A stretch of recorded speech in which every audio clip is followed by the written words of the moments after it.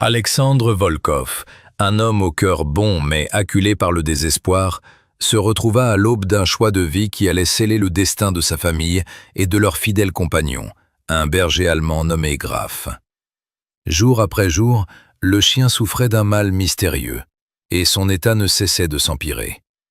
En ce jour funeste, alors que l'impuissance planait sur lui comme une ombre noire, Alexandre décida qu'il valait mieux attacher Graf à un arbre en forêt plutôt que de continuer à consulter un vétérinaire dont les tarifs étaient exorbitants et qui ne garantissait aucune guérison.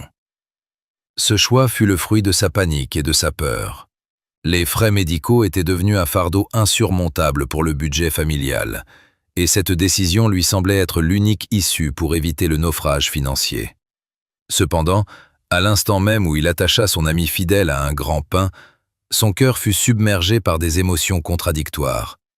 Une pitié profonde mêlée à un dégoût de lui-même. Au plus profond de son être, sa conscience le torturait. Il savait qu'il commettait l'irréparable. Saisissant la laisse, il vida son esprit de toute inquiétude, comme s'il était en plein délire, chassant les pensées sur l'avenir et sur les conséquences de ses actes.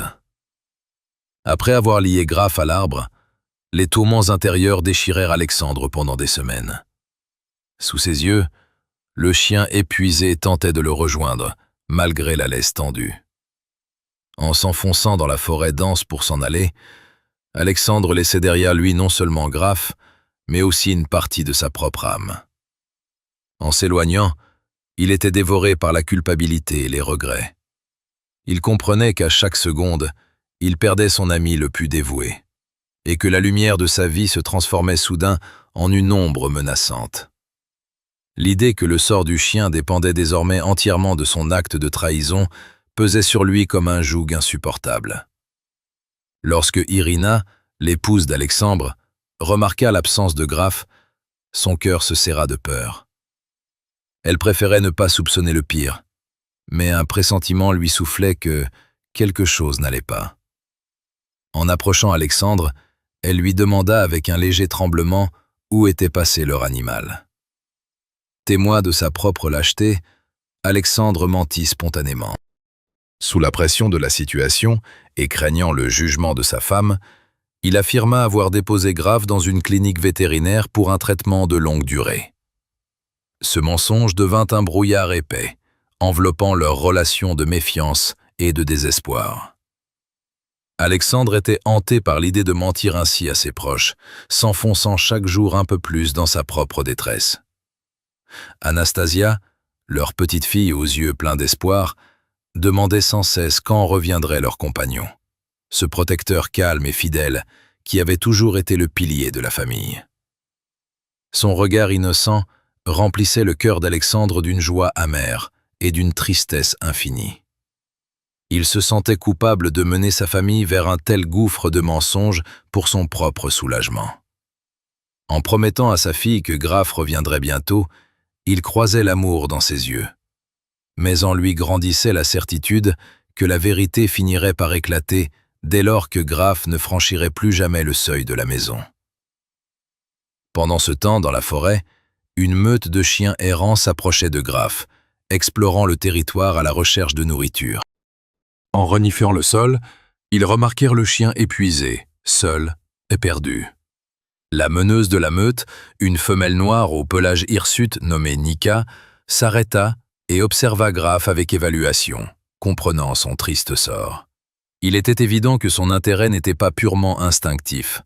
Elle ressentait que Graf avait besoin d'aide. Elle comprit que le rôle de certains chiens était de prendre soin des plus vulnérables.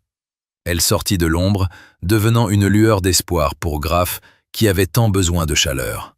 Cependant, avant que la meute ne puisse s'approcher davantage, des bruits sourds retentirent. L'écho de pas lourds et le craquement des branches. Les chiens les plus braves ressentirent la menace. Nika sentit qu'il ne fallait pas rester là. Donnant le signal à sa meute, elle décida de laisser Graf seul avec sa peine pour assurer leur propre survie. Ils s'éloignèrent, laissant Graf face à une solitude encore plus profonde, son regard perdu dans le vide, alors que sa dernière lueur d'espoir semblait s'éteindre. C'est alors qu'une nouvelle figure apparut sur le chemin du destin, Dimitri Sorokine, un écologiste qui parcourait la zone pour protéger l'écosystème. En marchant, il tomba sur les gémissements plaintifs de Graf. Son cœur se serra de compassion. En voyant le chien attaché, Dimitri comprit immédiatement que la situation était grave. Ses instincts professionnels lui dictèrent d'agir. Graf, bien qu'initialement méfiant, reconnut en Dimitri un sauveur potentiel. Dimitri remarqua soudain une plaque métallique sur le collier de Graf avec un numéro de téléphone. Ce fut le point de départ de ses recherches pour retrouver les propriétaires. L'appel qui suivit fut un moment critique. À l'autre bout du fil, il entendit la voix d'Irina, empreinte d'inquiétude et d'espoir. Elle confirma que Graf était son chien et qu'elle avait désespérément besoin d'aide. Cette nouvelle toucha Dimitri plus profondément qu'il ne l'aurait cru. Il réalisa que le destin de Graf était lié à une tragédie humaine complexe, où la cruauté côtoyait la détresse financière. Dimitri se rendit à la clinique vétérinaire pour prendre des nouvelles de Graf. Il y trouva Irina, apportant de la nourriture maison, telle une source de lumière dans un couloir sombre. Ce signe d'amour fut un moment fort pour tous les deux. Dimitri décida de lui parler de Nika et de la meute qui avait veillé sur Graf, soulignant l'importance des liens de solidarité, même entre les animaux. Peu après, Alexandre trouva un nouvel emploi dans une réserve naturelle, retrouvant ainsi l'estime de soi et l'amitié dont il avait tant besoin. Irina le soutint dans cette transformation.